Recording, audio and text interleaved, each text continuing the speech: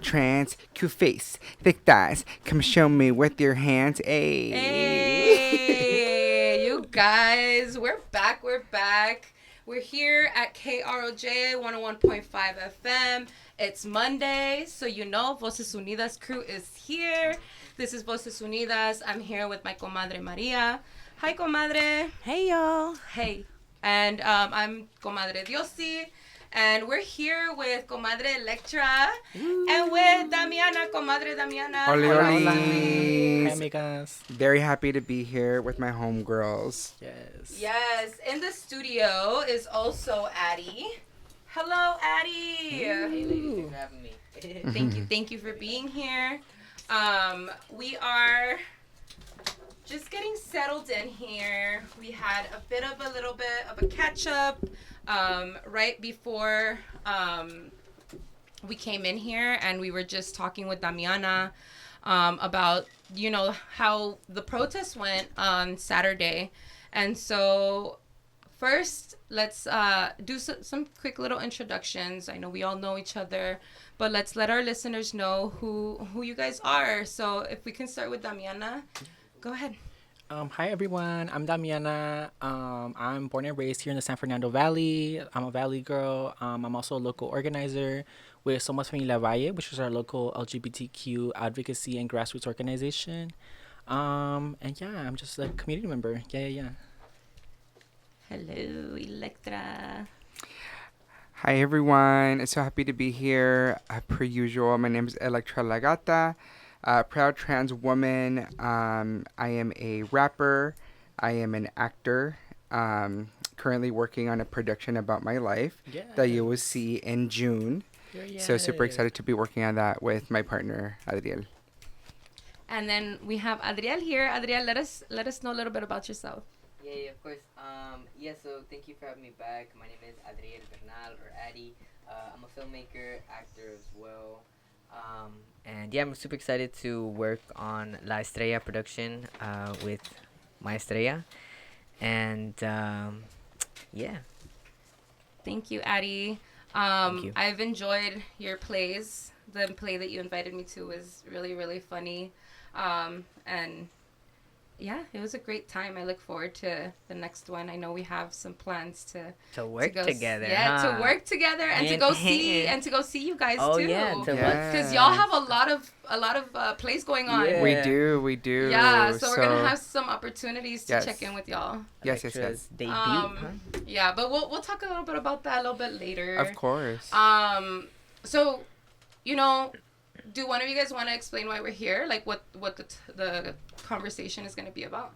I would love to leave it to Damiana. Thank you, as the organizer, it's important to give our trans women their flowers. So I love that. Thank you. Go ahead, Damiana. Yeah, thank you for this opportunity. So unfortunately, recently we gathered for an unfortunate situation that happened in Pacoima.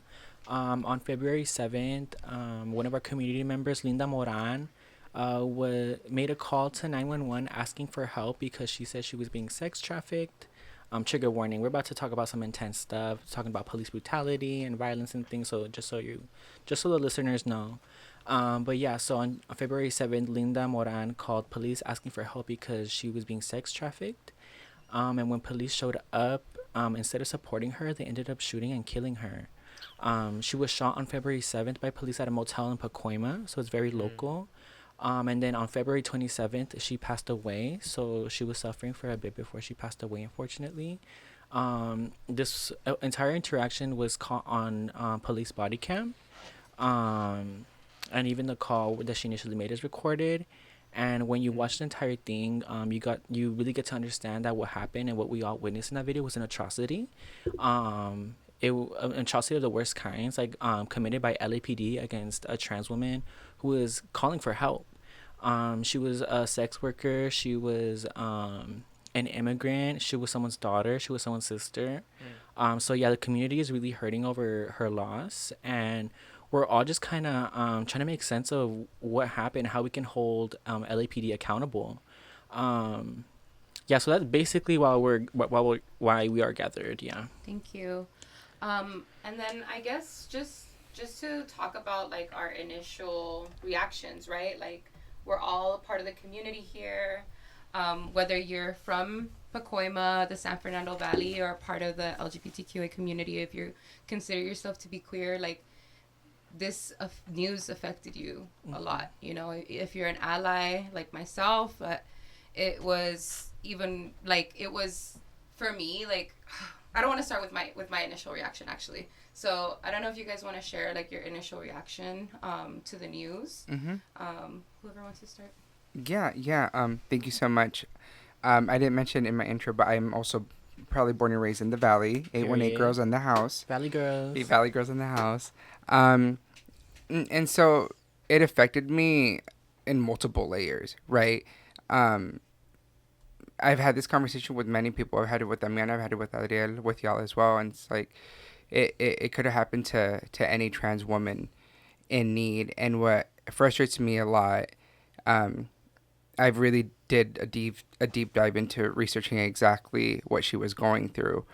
And I said this in my speech. It was just a trans woman who was asking for help. And of course, someone who is distraught is not necessarily going to have the right words at all times. You know, I myself have been in several situations where I was blessed to have the support system that I had because I didn't have the words. I couldn't formulate words to ask for the help that I needed.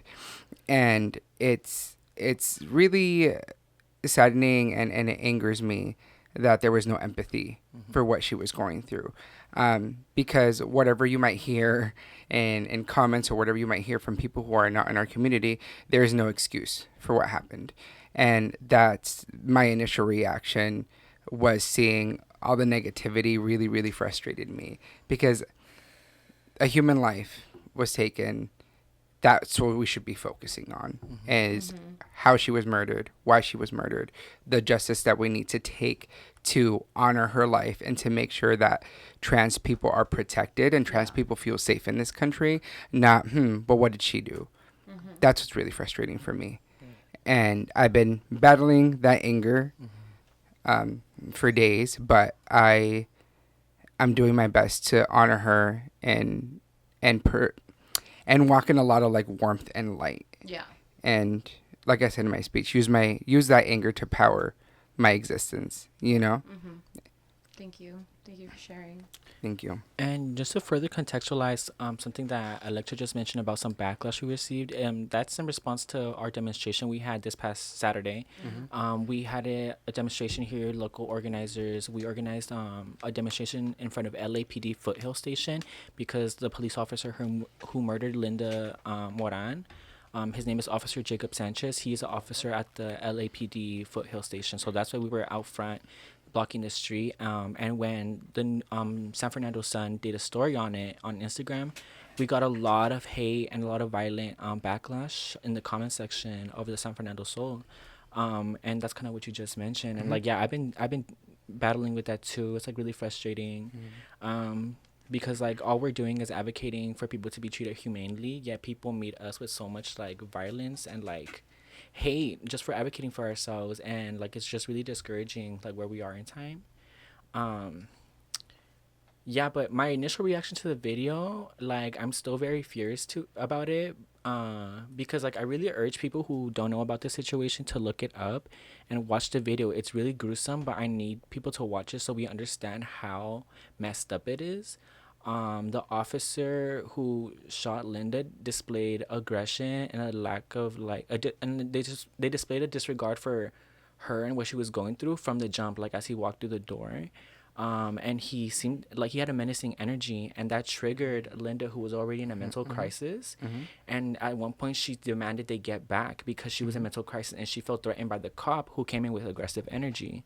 Shortly after, she grabbed a knife and like as a way of her protecting herself, because keep in mind she also just said that she was sex trafficked and she was being hurt by her trafficker, so she doesn't know who to trust. And the cop kept asking her like, do you want to die? Do you want to die? Like, because someone had mentioned that she felt like killing herself. And the cop kept asking her triggering question, asking her how she wanted to die and stuff.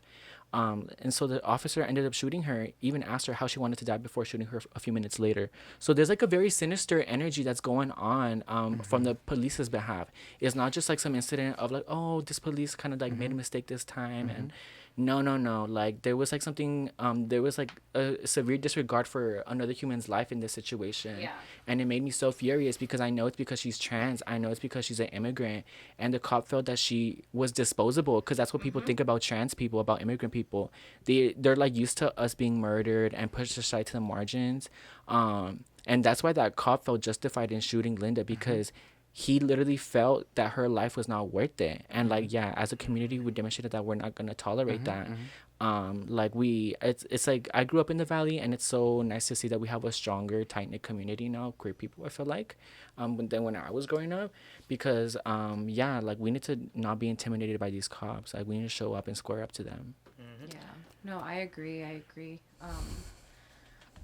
Thank you for Yeah. sharing. May I add something? Yes. If I may. I think it's super important to mention, especially with what Damiana was saying. A lot of the comments, a lot of like backlash that we've been experiencing, is about the fact that she had a knife, and I think this is really important to say because I don't think people are using their critical thinking skills. Right. Many times we've seen cis white men murder people with a gun, and they come out in handcuffs. Right. People who have violated people and get their years of or life sentence reduced to months. And so it's really, really frustrating to see that if you're a cis white man, you can literally get away with murder. But if you are a brown trans woman with a knife, you're clearly in distress. You're clearly asking for help. You don't get the luxury to be in handcuffs. Your life gets taken away. And that's what infuriates me about the comments about the knife. Like that, what do you mean? Like it to use that as a talking point is kind of even more ridiculous when we've seen folks do worse. You know, again, I know it's very triggering for folks, but like mass shootings in schools, we've seen so many folks who did these shootings come out in handcuffs. Right. They were awarded empathy. They were awarded a proper, court hearing. And so it's, I don't understand it. And obviously, to Damiana's point, it's because, unfortunately, black and brown trans folks in this country have to fight for our lives to matter, in the same level that our cis white counterparts do. And I thought that was really important to say. No, thank you. Absolutely. Thank you for saying. Thank you. Yeah, no. If I Go may, ahead. I think we talked about that too, like about like men kind of getting away, like they don't even have a scratch mark, and I think let's move away from what she had, a knife. Like she's in a situation like you're sex trafficked. Yeah. Right. Yeah, let's move away from the knife. She wasn't going up to the officer. There's 5 officers who have an armed gun. No one in their logical mind's gonna be like, oh, let me take them all out, like I'm the one that called you. And I had an incident when I called the cops because there was a man, white or Latino, in the streets trying to shank this black guy, a homeless guy. And the cops literally, they just broke it up, didn't even interrogate the guy, didn't even ask him questions, didn't even I think the only thing that the protocol is that one of the white officers, he got the rifle out and he broke them up. And I was like, oh my God. I looked at it and I was like, what did I do? I just called the cops and they're probably going to shoot somebody. But the guy with the knife literally just went on with his day. And then I pulled up to the cops and I was like, hey, that guy almost shanked me and my girl. And he was like, well, we don't know. And I was like, what? Because Let to the guy them- go free. Literally still No waving a knife around. Yeah, no, because they didn't witness it. That's like their thing. Like, well, we didn't witness that. Or because And you so- actually weren't stabbed. Yeah. They're not gonna. And they so don't. it's like, if Linda had a knife, what makes her different from someone else? Yeah. We know what, right? I mean, and even just like as a woman, like Yeah. I think about, like I've been through an assault, and after my assault, which was an older white man, the people that responded were male cops and male emergency response. And it was really hard, to talk to them, to feel safe, and even in that state for myself. And so I can only imagine, like, the state that Linda was in. Yeah. Especially like with the energy, like you said, that this police officer came in, like she was doing whatever she could to protect herself in whatever way she can. And yeah, sometimes that's like turning the attention back to yourself in like that negative way where you're like, I'm not a threat to you. If anything, I might be a threat to myself. Exactly. But That's I'm not the a threat case. to you. Exactly. You know, and that's what I saw in that video, you know. Yeah. And Addie, do you want to share your reaction to the Yeah, the video, I just recently saw it, and just as a Latino man, trans man, it's intimidating. You know, when we're at the sheriff's station, we're in front. It's intimidating to be around cops because they're unpredictable. So I can just imagine a woman, a trans woman, Latina, probably doesn't even know a lot of English. You know. Yeah. So there's that barrier already, and she's going through some circumstances that are not pleasant, and you know. It must have been like scary for her. And so when I see that video, I'm like, I don't know, I can just like imagine. And when I saw it, like they were talking next to her, they were in front of her, they were touching her face. She was like, don't touch me. So it's like throughout all that time, couldn't you have just been like, you know what, let's just go outside, you know, or let's call in a female, someone that you feel comfortable. Let's call somebody instead of just being here all guys. Like it's disgusting. It's disgusting. You know, it's disgusting. So it was upsetting too to see the comments and people just like, well, the misgendering for one thing. So it's like, first educate who the person is. Second, respect them. They're deceased. Have some common sense. And third of all, don't act like you were there or you're for the police. Like she had a knife. These officers all have guns. You're saying she has a knife. There's 5 surrounding her. Yeah, like let's move away from the knife. She never even scratched them with the knife. And like you said, she was probably just gonna harm herself, if anything, because I personally would have been like scared out of my life. Yes. Being surrounded by 5 cops. Yeah. Men like that, like especially with that attitude and aggression. And then, like, the audacity of the cops to put her in handcuffs after she's been shot. Like, That people don't part. understand, like... I didn't see that. Yeah, like, I don't even know, like, what the cop was thinking at that point. Like, the disregard for her life is like, beyond the Ridiculous. charts. Like, Yeah. I've never witnessed something so brutal in a long time. I think the last time I felt this way, I'm not gonna lie, was like waking up to the George Floyd. Yes. Absolutely. Like, yes, literally, it's horrifying. I can literally like compare it to that feeling that I got. Like my reaction, so I got the article sent to me by a family member the night prior, and I've been super sick.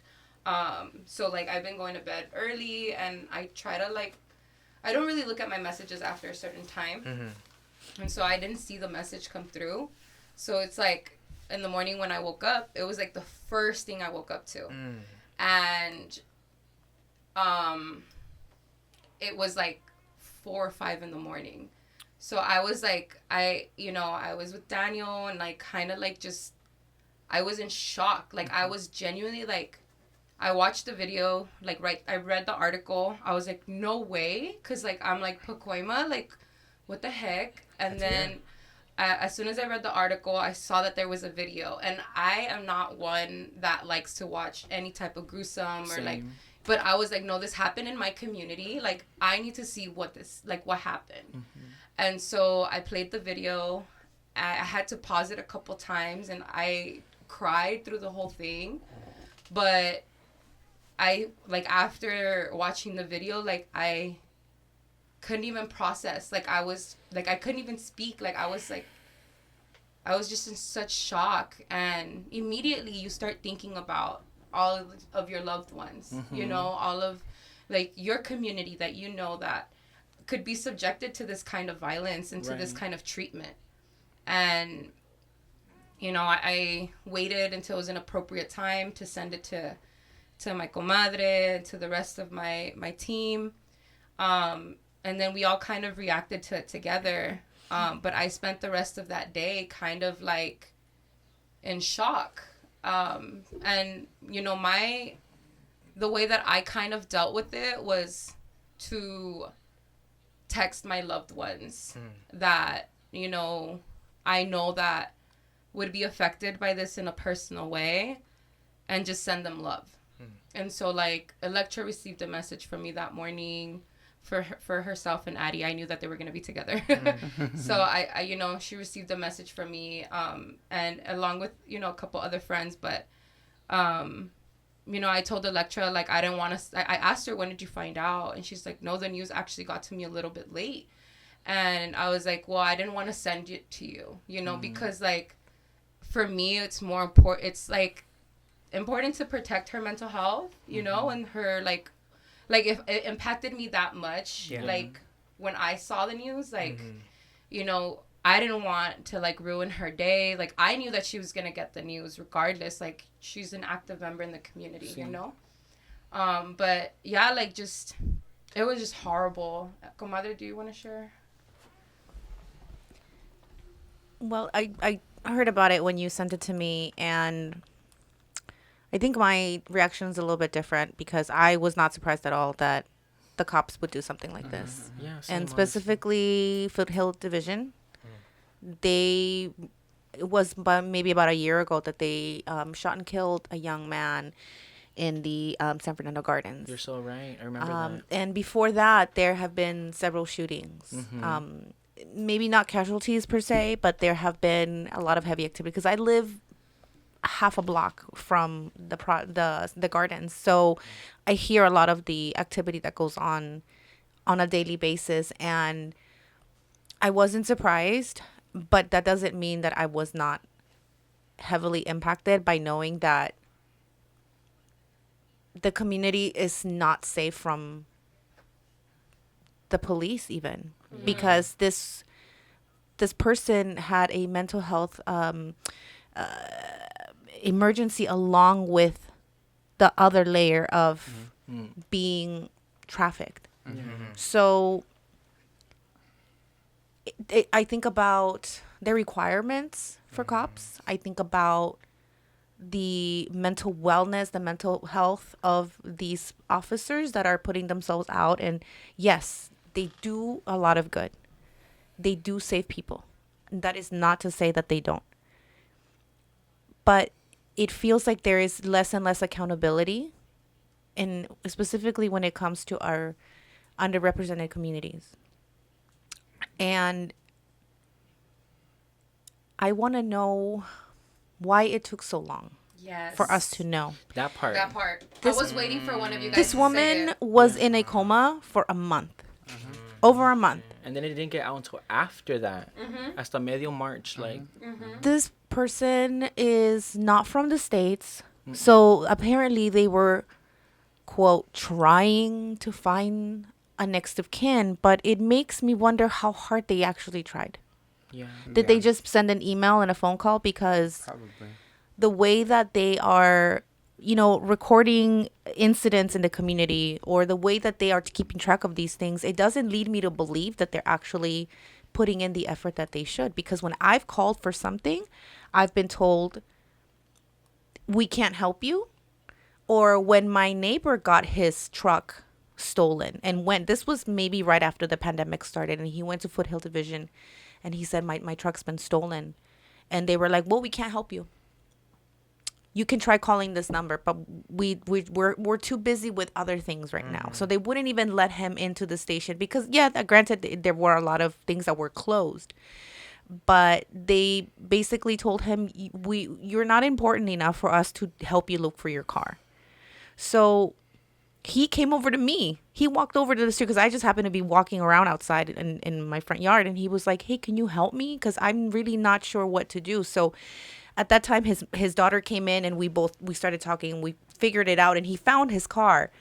But it's that kind of experience that I've had, or that my neighbors have had, or now observing the existence of our trans community being diminished and potentially erased with the cops feeling like they're helping. That is very discouraging, and I feel like this is a really good opportunity for us to look at alternatives that are nonviolent.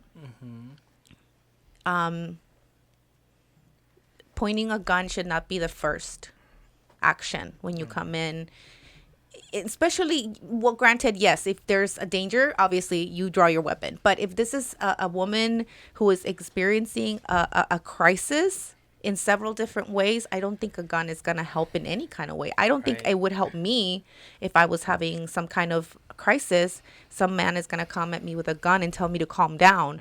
I'm not going to calm down. So I think there's so many more layers to this because it involves the criminal justice system. It involves state funding. It involves a lot of the laws that are already in the books that we have to work around and fix. So I think it's a really good opportunity. And just like Diosy, you mentioned George Floyd, I hate to say we need to treat it like what happened to George Floyd, because otherwise, how do we get the attention? Like this, nobody else outside of this little community, I feel like, knows. I mean, yes, maybe it was published in the Times and it was maybe reported here and there, but it's not nearly enough attention, I feel like. What was the news truck that was out there? Did you guys? ABC. Because I did see the Sun, but I saw that there was a different news truck out there. Yeah, that was something else that I was like really like, saddened by, was just like also the lack of media presence, you know.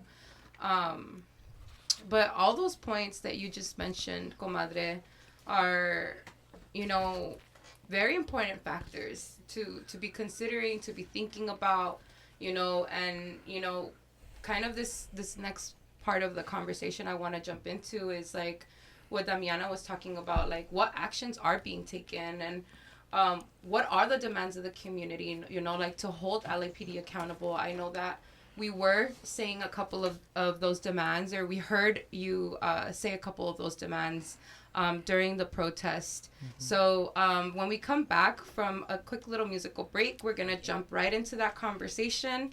Again, you guys are listening to Radio Ollin, KROJ 101.5 FM.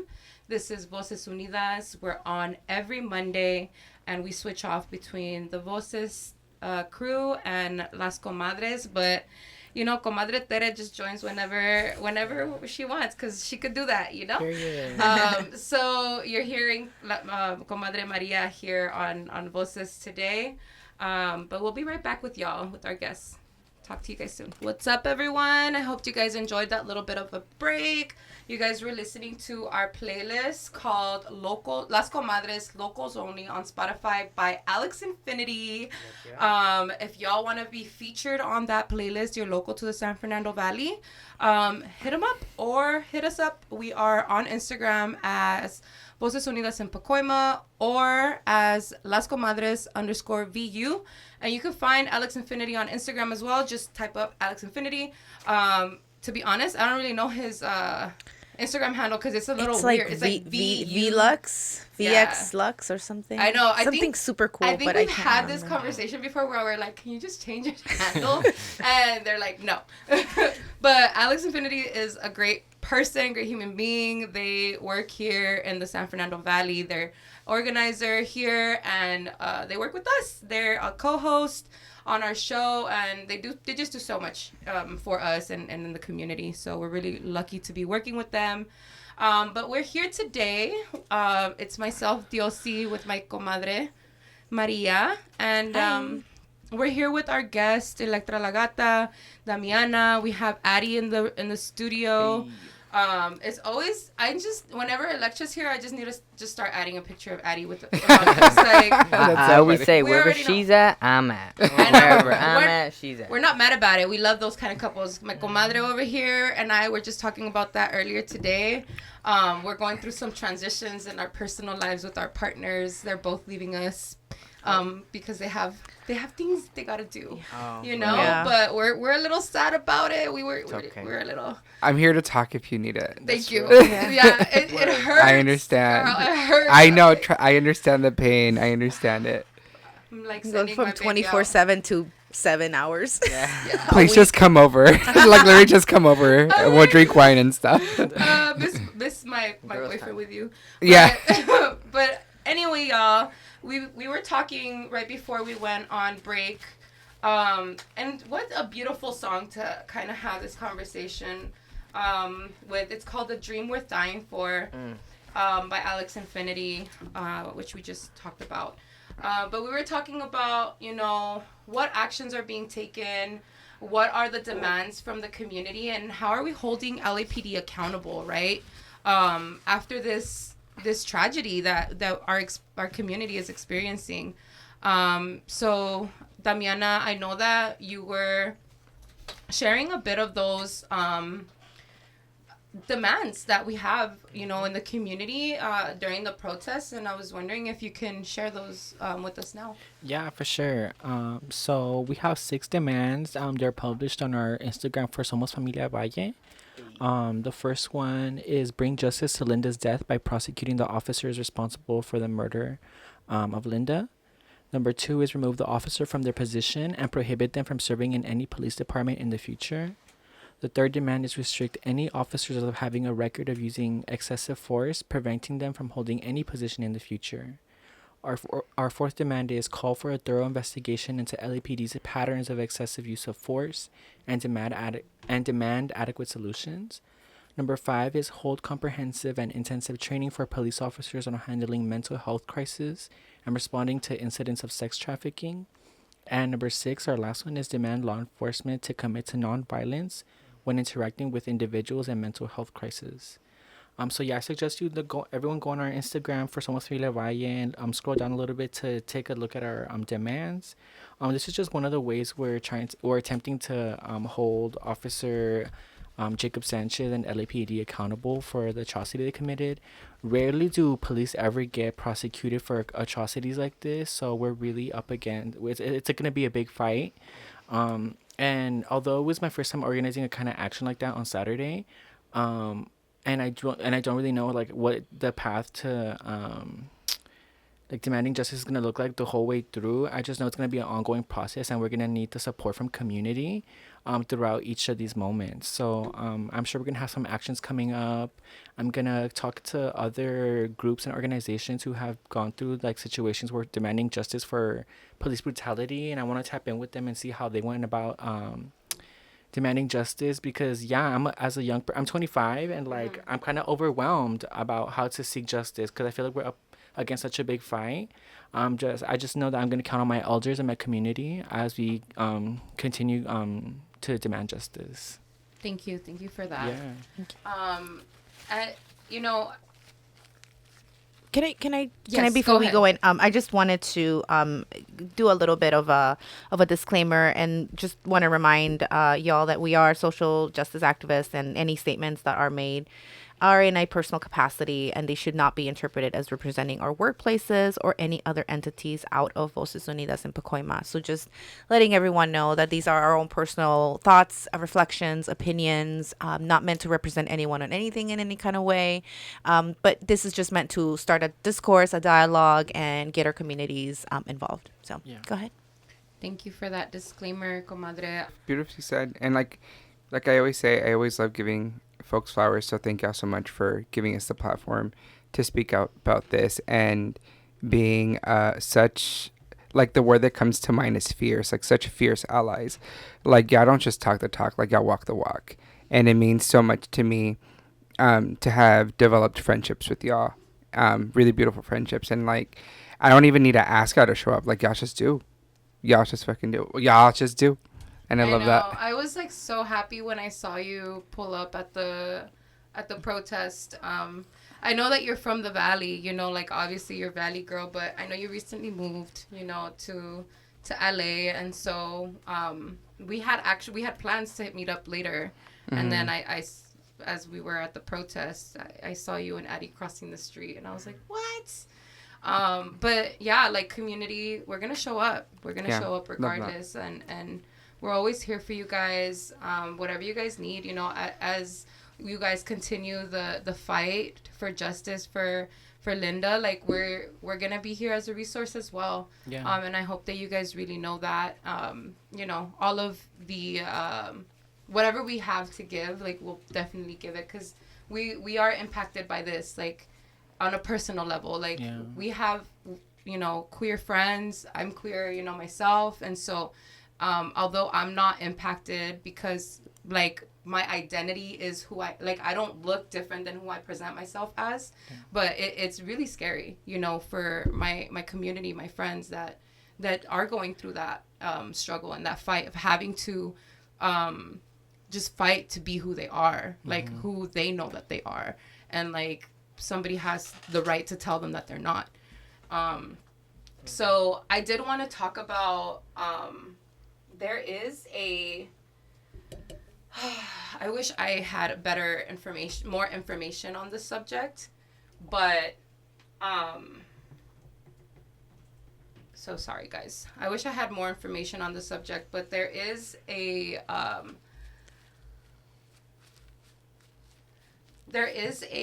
unarmed crisis response service here in the city of LA. And I think that they need funding, or they are in the process of probably getting defunded.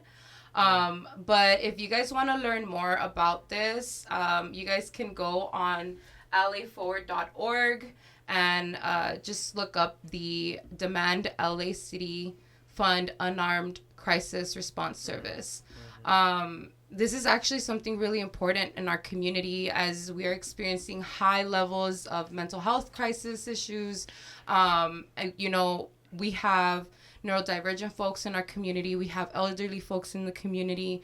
We have a high population of homeless, unhoused individuals. And then our LGBTQA. There's just that level of like, maybe LAPD, like police doesn't have to be called, but we can have like an alternative option for these types of crises that are not necessary to have lethal weapons or violence, but where we need compassion and understanding and empathy as a human being. And so I did want to let you guys know that there is this unarmed crisis response service. I don't have all of the information to speak on it, but again, if you guys want to learn more, you guys can look into LA Forward, and it is the LA City Fund Unarmed Crisis Response Service. And so with that, we'll go and move on to like kind of like I guess our next subject, which is you know, I want to connect Linda's case to like broader issues in the community, right? This is obviously something that happened here locally in Pacoima, but with the new administration that has come in with President Trump, it's increased police violence, and you know, it's just like cracked down even more on our marginalized communities. And I want to hear a bit of your perspectives on that. You know, like how do you guys see how this is affecting us in the bigger picture? I would love to say something if I could. That's perfect because that's literally been on my mind. We have to remember that the police was founded on racism and misogyny, right? Like it started with the slave patrol, and it formed into this. So when we're talking about systems that oppress us, we have to start at the core. And I think that's why it's so important to talk about other spaces and other ways and other resources where we could help our community, right? With not non-lethal orgs and orgs that care and have empathy and are not rooted in that violence. A lot of you folks mentioned, you know, that the officer had a menacing nature, and unfortunately a lot of them do. Because a lot of them that do get hired, again, not all, right? But a lot of them that do get hired join in because of that, because it's rooted in that. And I feel as it happened in the last time Trump was in presidency, it just incites those folks who have the same kind of hatred to be more brave about it, right? So maybe they were hiding behind their phones, or maybe they were being keeping to themselves about their hatred, but now Trump kind of emboldens them, right? And that's what scares me. I don't necessarily care for his executive orders or whatever he has to say. Like, that man has no say on who I am as a woman. What scares me is him inciting violence. Yeah. Because that's what he does. He incites violence. He says, these are the people that are bad. These are the people that are good. These are the people that you should hurt. And quite literally, like almost verbatim, will say it's okay to hurt these people because they're different. And that's what worries me, because these folks who think like that, who are racist, transphobic, homophobic, misogynistic, their beliefs are the presidency. The president has those beliefs.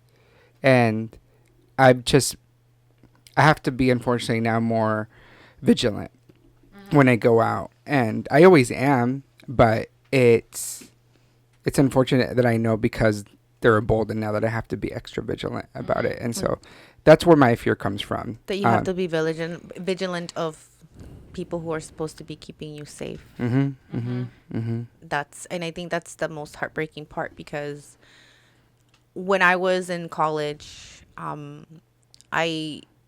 my degree is actually in criminology and criminal justice. I studied that field with the specific purpose of becoming law enforcement. There's law enforcement in my family from Peru. So I grew up around law enforcement, military, and I had, from the very little interactions I had with them and what I saw on TV, I was like, wow, this is great. You know, they really keep people safe. And I think a lot of it had to do with Law and Order. I watched way too much Law and Order, and that really tainted my view of what cops actually do. So I went into college, I studied my 4 years, and by the time I came out, I decided against becoming law enforcement. Period. Because I realized that although I loved learning about it, I loved the professors, I loved all of the projects I did, all the research I did. As an undergrad, obviously, not that much, but it was enough to give me some knowledge. And I was just so disillusioned by the end of it, because at the same time, I was also minoring in Chicano studies. So I saw how those two clashed and how they didn't go with each other. And I started to really identify more with the Chicano movement and learning about the cultures of the people that were here before me, than actually going into law enforcement to do something, quote unquote, that was going to change the world, because it really wasn't. I realized at that moment that really was not my calling. So it's just so heartbreaking how much resources law enforcement have, and how many more programs they could actually do. But it really seems like it's all funneled to crime prevention, which is really, I feel like, it's an illusion, because crime is never gonna go away. We have to your point of like, what's the root of this? Where is it coming from, and how can we fix these social problems before they become crime statistics? Beautifully said. Yes. Thank Beautifully you. said. Yes, Thank I you. appreciate that. Do you want to add anything? I'm sorry, what was the question you asked before?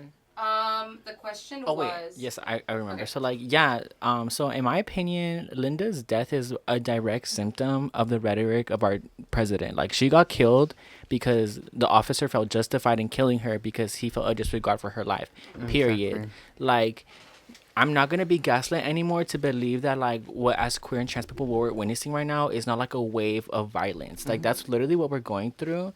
And I hate that people who aren't trans and who aren't queer are kind of just like, oh, like, that's kind of what we're going. I'm like, no, y'all don't understand how violent it's getting. And it's even, like, law enforcement who's committing this violence against, like, trans women already have ridiculous rates of being murdered. Now, and most recently, now we're getting murdered by the people who are supposed to protect and serve us. So it's, like, it's getting to a ridiculous point where, like, yeah, it's crazy how our own president isn't being held accountable for, like, all the violence he's inciting.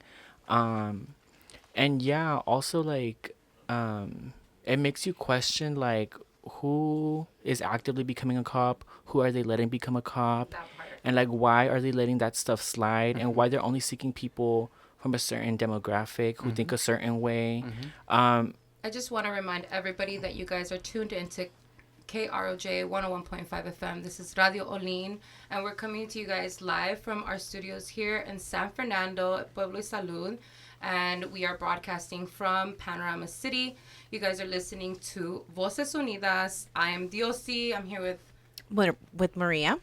and then our guests today are Elektra La Gata, and also we have Damiana here. So And sorry, I Addie. had a bit of a brain fart. You're good. And Addie, go ahead, Damiana, continue. And yeah, like I'm just tired. I feel like people keep trying to gaslight the queer and trans community to feel like we're not going through what we're actually experiencing, and like it's just a really crazy time to, like be alive and witness all this violence going through us. And like, this isn't Linda's situation is not a sole incident. There's a lot of incidents where trans people had just been like murdered and disregarded by law enforcement. I'm gonna uplift some names of some previous trans people who have died like while in custody or as a result of like violence against from police. So first up, I have Leilin Polanco. She was a trans woman from New York, and she was in Rikers Island, and she was having a seizure in her cell, and cops literally laughed and watched as she died from a seizure. Her name is Leilin Polanco Extravaganza. I'm bringing these names up so people could like look it up and research it, because it's not a sole incident. It's a trend of this thing happening. I would also like to uplift the names of Roxana Hernandez. She was a Honduran trans woman who died in custody of ICE because they denied access to her HIV medication. Both of these things happened in 2019. No, Oh my gosh. so Roxana happened in 2017, and then Leilin happened in 2019.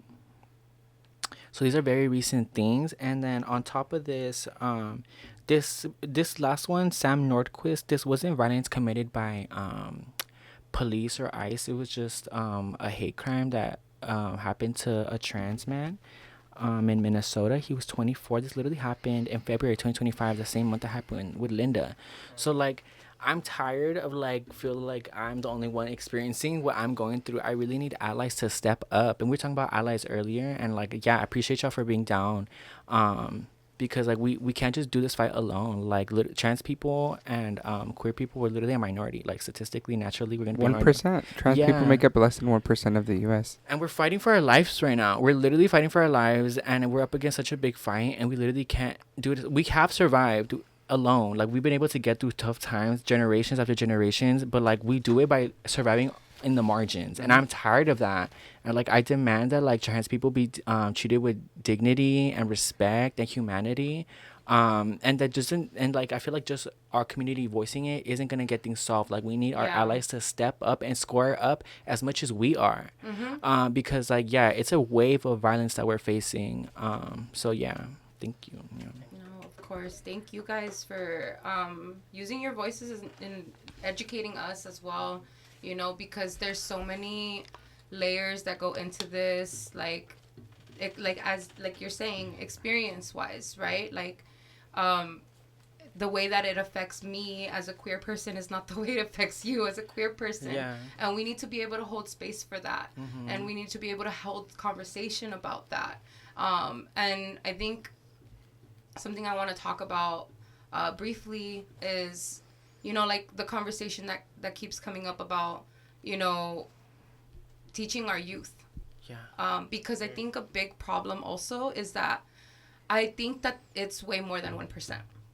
I think that a big issue here is also kind of what we're going through with our culture and heritage of like the colonial erasure of, you know, our raza. I feel that is the same thing like with our LGBTQ like community. Like, people are ashamed to have them in their family. Yeah. And so, you know, you don't talk about them. So when you do have a child that's queer, they don't have an auntie or an uncle. Like, a lot of us don't have someone to look up to. Yeah. And like, it's almost like I think Elektra and I, along with Tere, we were talking about this on Saturday when we hung out, and it was like, we're like first generation queers. Oh my gosh. And yes, that part. like, it's like we're having to learn all of this by ourselves and like figure out like how to be a queer person and how to like advocate for yourself when like there have been people doing this for so long. Like, it's like the feminist movement, you know, like every time there was a feminist that made it and that their work made it, like they were erased, you know, and it's the same thing that's happening, you know, with our queer community. But I really want to emphasize that, like, I don't know if it's a term, maybe we can make it up, right? But like, that whole first gen queer thing, I think is like huge, and we need to talk about it, and we need to create more noise about the fact that like that 1% is not real. It's because people haven't been able to fully identify as themselves. So how are we going to really have a real census of how many queer folks there are in the community? Yeah. Like, so many of us are still scared and closeted. Like, that is not like an accurate number for us. And so we need to like get loud and, you know, I'm glad that you guys are here and that you guys are, you know, doing that for us because, like. I haven't really heard anybody talk about it other than Somos Familia. Yeah. So thank you for uplifting her name, her as a person, and making sure that her story does not like vanish into thin air, and it doesn't just get, like other news come in and her story just gets to the bottom of the page. So I think it's really important for us as allies to show up and in all of the ways that we can, because it's really important now. It always starts with the marginalized groups. You make that okay to hate them, then it makes it easier to hate everybody else. And I feel like this is just the beginning, because next I feel like it's going to be women. Women's rights. I mean, there was already like something floating around and within like the new administration that like women should not vote, like that it should be like a vote per household. And if you are a woman and you're not attached to a husband, then it defaults to your father or your brother. And that's sort of how you Oh my God. So we're like essentially getting rid of the ability of women to going back in time. Right. So I don't want to hate on men, but like with all these like absent men in our lives, like how are we even gonna be able to do that? Like That's real. That's real. like some of us don't want to be around, some male figures in our lives. I mean, not personally, but I know there's a lot of people out there that just And don't that's so want to valid. and it's sometimes for your own safety. You Absolutely. have to be in no contact with some people. and like a lot of the times, like these men or these family members may not have the same like views Viewpoint, as you. yeah. Like Right. they didn't live the life you lived. Like we're like. Can you imagine you as a single, single on paper, like government single woman? Your dad is not here, so now your vote defaults to your oldest brother. No. That's And I know God. I know your brother, No. and you guys have very, very, very polar opposites I'm point spooked. of views. I'm So spooked. that's a real fear, and people don't think it's gonna happen. But I encourage you, if you can stomach it, try and watch *Handmaid's Tale*. Oh gosh. Oh yeah. Because that tells you That's a lot. exactly Or read it. the book. It is a book, so that might be easier Yeah. to Digest. digest. But it's very important, because as you see the how government sort of breaks down to the point where something else comes to take over, and it's worse than you've ever imagined. Project 2025. There girl. there you We've go. been telling people, but they say y'all crazy. It's not true. It's true, y'all. It's here. They're and it's here. Yeah. And it's here. And Very now people covertly. are like, Well, I want to kind of end the show on a positive note, and I don't think you can have good without bad and bad without good. And with that being said, like we live in a world that is just full of spectrums, and life is gonna always be a balance between that spectrum. And so I want to shed some light on the positive things that our community is doing, right? And there's so many things that we can look forward to this year already. I know we're already working on Pride in the San Fernando Valley. We're working on Pride everybody's working already for their Pride. So we're definitely going to be showing out, and we're celebrating our lives and our existence, and so I know that we have these things to look forward to. I would like for you guys to share, if you guys have anything coming up, either with the organization that you work for, Damiana, or Elektra. I know you have a lot coming up that people can support and come and see a different part of the trans community, and not be so sucked into just like the negative aspects of our lives, because we live such full, beautiful lives, and our lives consist of everything that any other person is experiencing. And so with that being said, whoever wants to go first. I'll just plug in Somos right now. So yeah, I really urge people to tap into Somos Familia Valle, our local grassroots LGBT org that I'm involved with.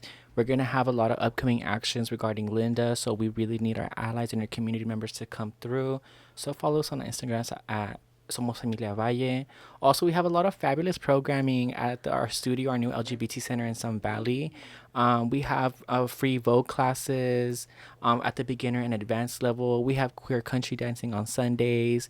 We have support groups for transgender people, for women of color, for queer men of color. We have a lot of really You have wholesome. self-defense classes too, right? Yeah, I think we're gonna start having that regularly, hopefully. So yeah, we have a lot of really cute, wholesome like community events going on, and in the valley we have a very vibrant trans and queer community that's like blooming. I feel like it's really nice to be here right now because like in the face of all this craziness, like we like queer and trans people really like bloom, you know. So there's a vibrant like underground queer community here in the valley that's like going crazy. So shout out to the Ballroom Kids. Shout out to Calypso, our local femme queen, who actually teaches the Wednesday Vogue classes. Yes. So if you really want to learn your elements, come through. Yeah.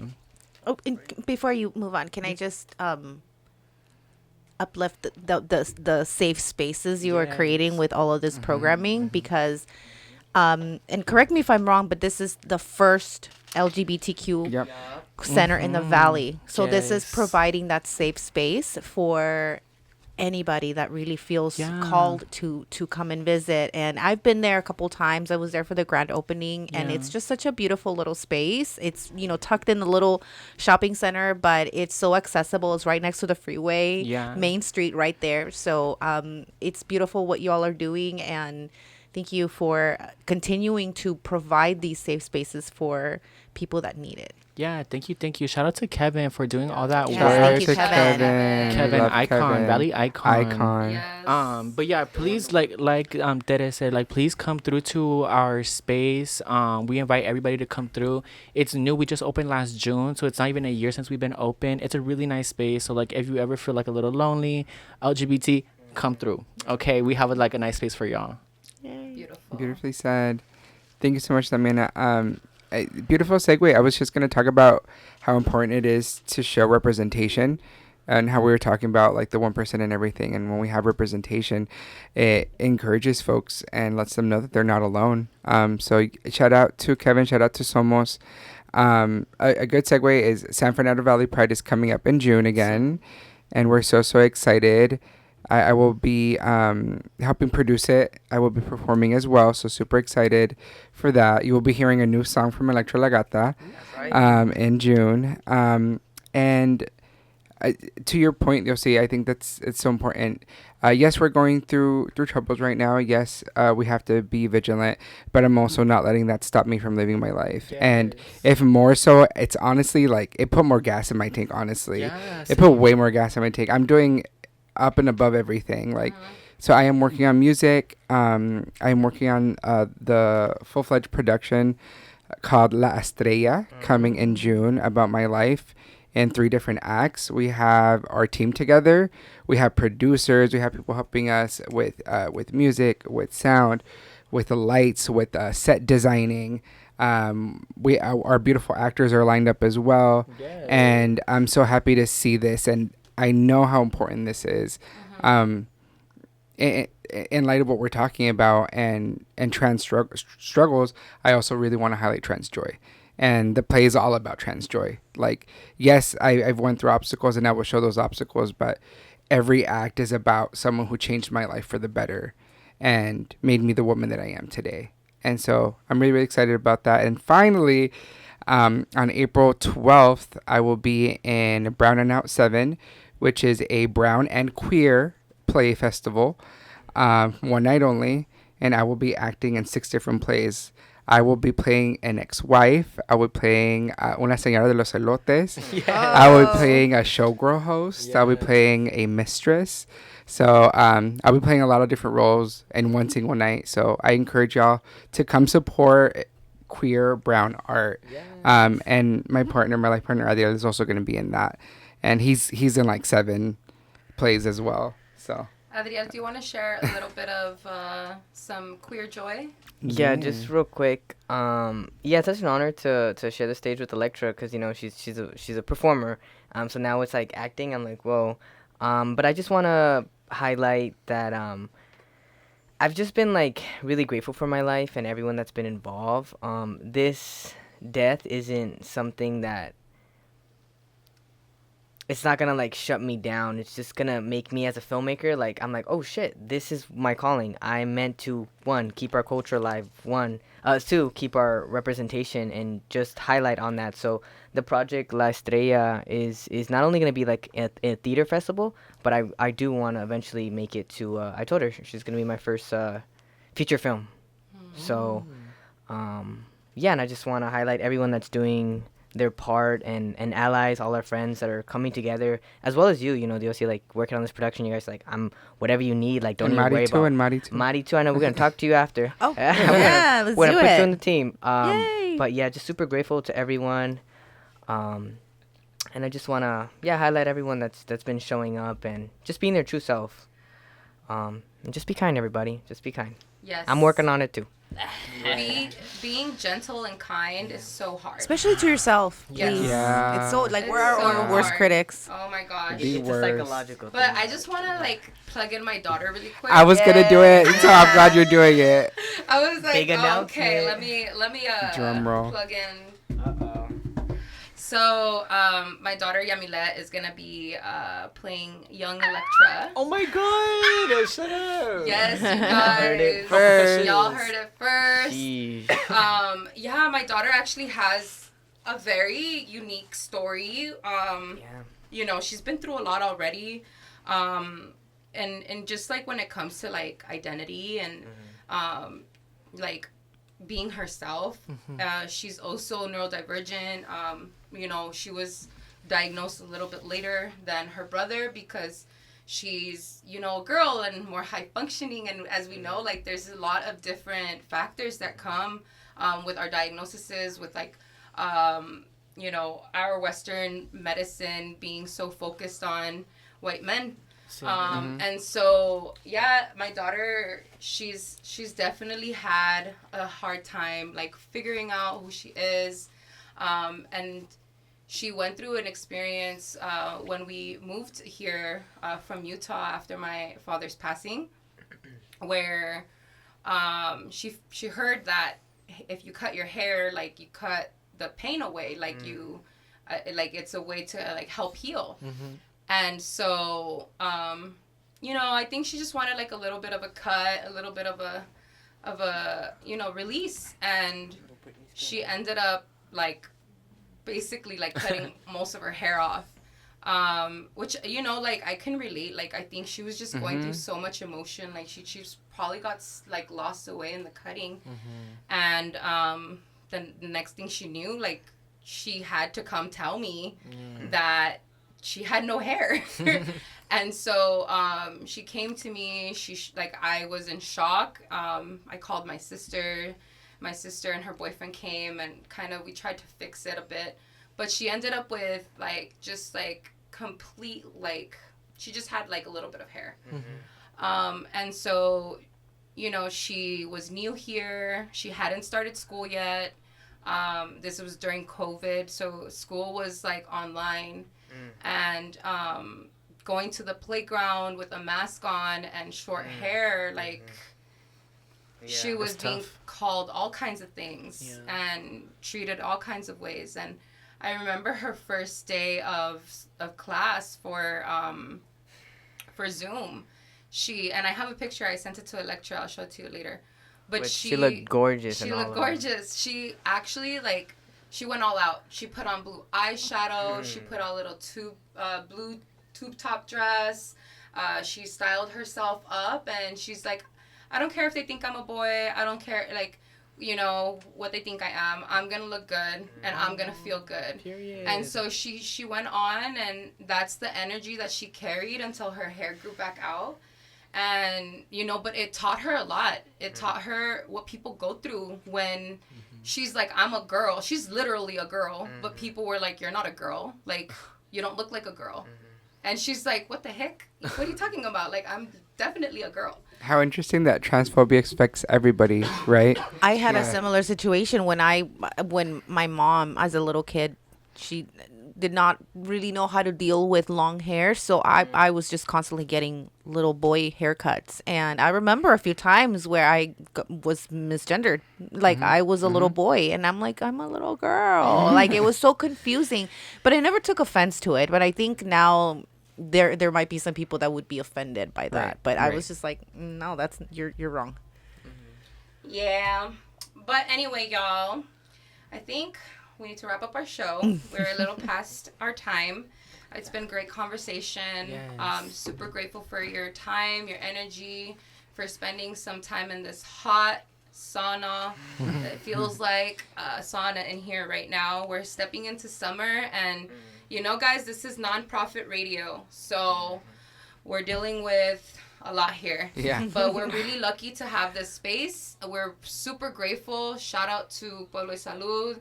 Shout out Ruben. Shout out to Verdin, you know, the founders. You know, we have such history here within, you know, Pueblo y Salud, with Radio Ollin, the Cesar Chavez Committee, you know, here. Again, you guys, the march is going to be this upcoming weekend. Please. Sunday. On Sunday. Please check out the Instagram for Cesar Chavez Committee if you haven't already, to read up on the details. Or follow Voces Unidas in Pacoima, who will be posting the details as well. You could also follow Valley Views SFB Media, who also has information up. But yeah, guys, there's so many ways to get involved with the community, and with, you know, what matters to you. And we hope that through these conversations, you guys find a little bit of that spark of, you know, what matters to you, and you are inspired to get connected to either the individuals or the organizations that come through our you know, show. But with that note, thank you guys so much. Really quickly, give us your social handles, and then we'll go ahead and cut off. Ladies first. My Instagram is mujeron.818, and my organization's Instagram is at Somos Familia Valle. Period. My Instagram and everywhere else is at Elektra La Gata. Period. Yay. Oh, I go. Hey everybody. So my Instagram is El Chico Addy. Follow me and reach out if you want to be part of production. Stay tuned. Woo. Beautiful, friends. guys. Thank you. Thank you so much. This is Voces Unidas logging off. We'll catch you guys next Monday, which will be the first Monday of, can you guys believe it? April. That's No, that's the insane. 31st. Just kidding. Close enough. Wait, we still have another Monday? Yeah. No way, y'all. Yeah. That's crazy. Recycled money. That feels better. Okay. Yeah, feels more Just kidding, guys. We are not having the first show of the month next week. We're having the last show of March next week, which either way is still a Las Comadres episode. So Comadre Maria and Comadre Diosy will be with you guys. This is Voces Unidas logging off on KROJ 101.5 FM Radio Ollin. Bye. Love you guys. Buenas Bye. noches.